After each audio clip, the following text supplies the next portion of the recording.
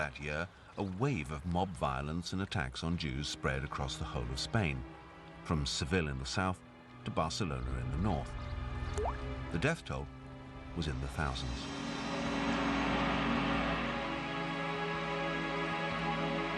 The next 100 years, Spain was full of brooding anti-Semitism. The power and influence of the Catholic Church continued to grow, demanding an unquestioning conformity to the one true faith, Christianity. Under this pressure, over 150,000 Jews fled Spain, but over 250,000 remained. They renounced their religious and cultural heritage and converted to Christianity, at least on the surface. In the small back streets of Cordoba is an abandoned synagogue. This building is extraordinary simply because it still exists. It's one of only 3 medieval synagogues in all of Spain that still stands. Some were converted into churches, but most were destroyed. The new converts, or conversos as they were known, were now able to take up positions in society that had been the exclusive preserve of Christians. Many conversos were more than happy to exploit this benefit of their new religion. There's a very famous case of the rabbi of Burgos converting to Catholicism and becoming the bishop of Burgos. And this has got to raise some eyebrows if you think, how sincere can anyone be, be the rabbi and then turn around and become the bishop? It just doesn't make sense. Some people might be suspicious of it. The rivalry, the animosity, those feelings of, at times, real hatred by the old Christians to the Jewish communities wasn't just about religion. It was also about competition for jobs and for status, because those areas where Jewish families were allowed to make their living were restricted by the crown. But if they became new Christians, if they became converted members of the mainstream Christian community, what was to stop them moving in and taking the jobs of the old Christians? For a century, resentment and suspicion grew. The Jews who had converted and become successful outside the Jewish community were the most suspect of all in the eyes of the old Christians. The old Christian population believed that these new converts were not true Christians, that their new faith was a sham, that they still practiced Judaism in secret.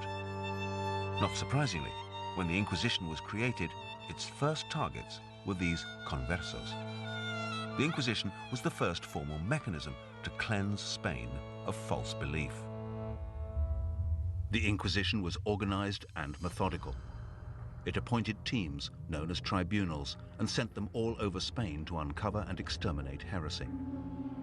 The size of the tribunal varied, but had at its core a Grand Inquisitor, the boss. He was supported by 2 other inquisitors. They had at their disposal the scribe and the services of a doctor to monitor the health of suspects, because the suspects might end up in the hands of the torturer, hired from the civil authorities to extract just that little bit more.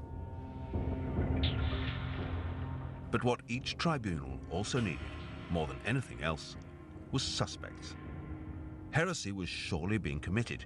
It was just a matter of finding the heretics. How did the Inquisition go about it? The first step was to ask for volunteers. Many people willingly came forward. This was a good way for old Christians to show what good Catholics they were, to confess, receive a penance, and be forgiven. The Inquisition welcomed such confessions, issuing small penances and reconciling the person back into the church. This worked well, but only for petty offenses, which wasn't quite what the Inquisition was after.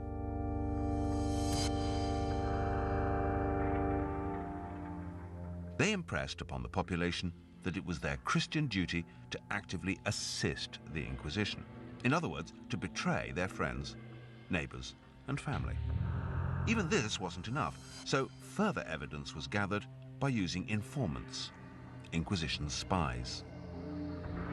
These spies were known as familiares, and they were rewarded for their spying and betrayal with elevated social standing.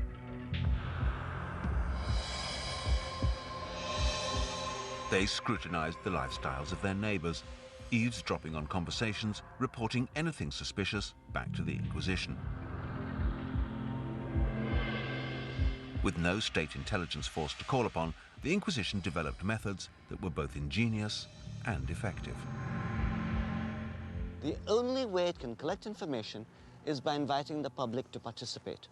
It has no secret archives, it has no database, it just sits there and asks people to come to it with what they know about the practice of religion by their neighbors.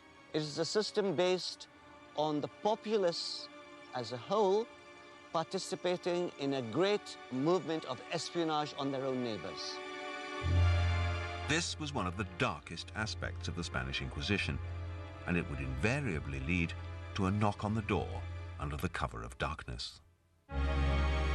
You would find that at dead at night, the Inquisition would come, the house would be surrounded, you would be arrested with everybody else in the house, with your wife, with your family.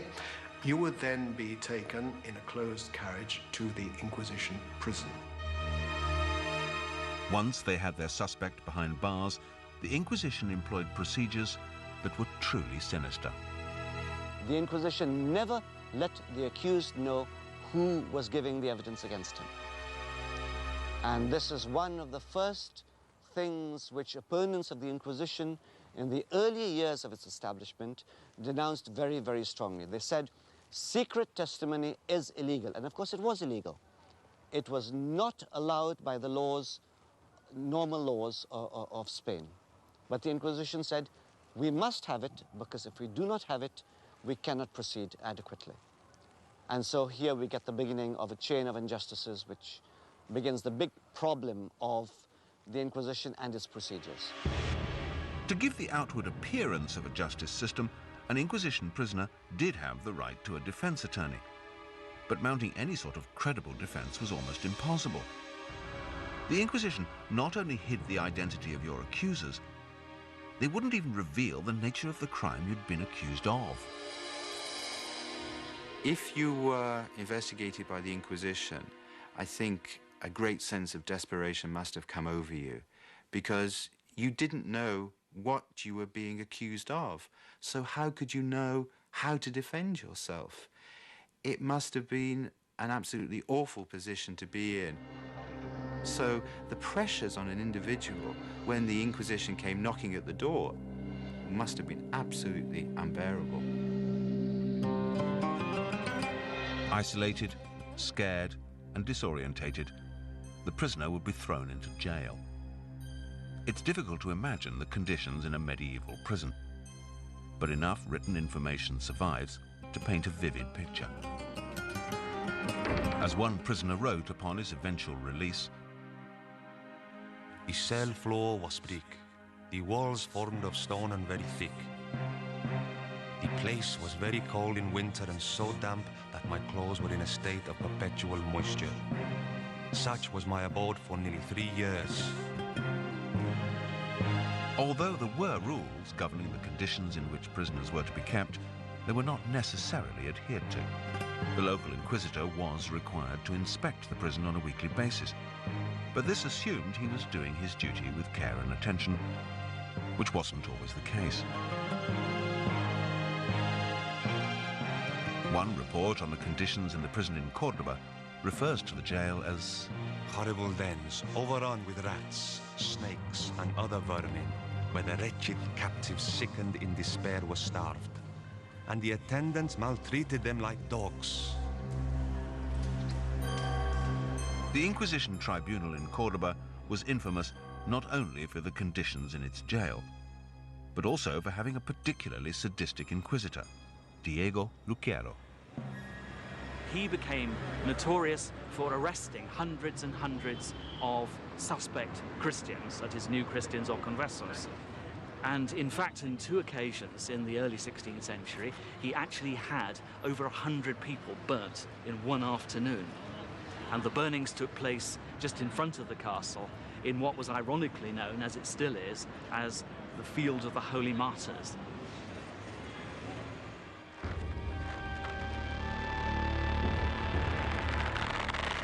It was all too easy for sadistic inquisitors to indulge their viciousness. They, and they alone, decided when, how, and how often to exploit the torturer's talents. One of the Inquisition's most imaginative tortures was the toca, or water torture.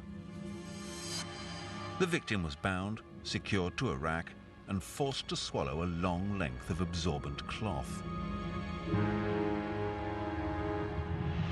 When no more cloth could be forced into the throat, water was poured into the mouth, triggering the swallowing reflex.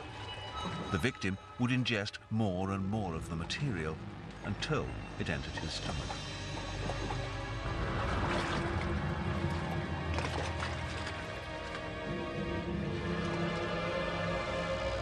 The cloth could then be wrenched out, with agonizing results.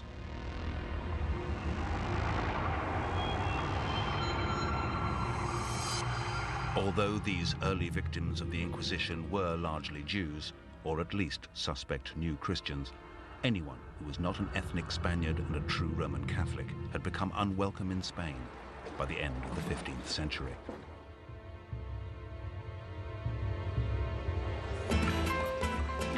Spain today is a modern, vibrant, cosmopolitan country, secure under its Catholic faith and proud of its royal family.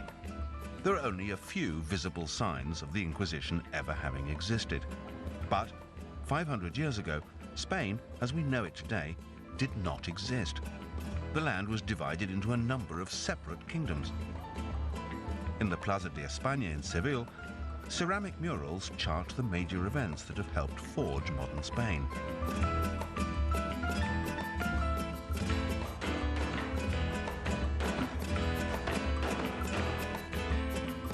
Across the 54 murals, a number of themes emerge: royalty, religion, and war. Each one vital to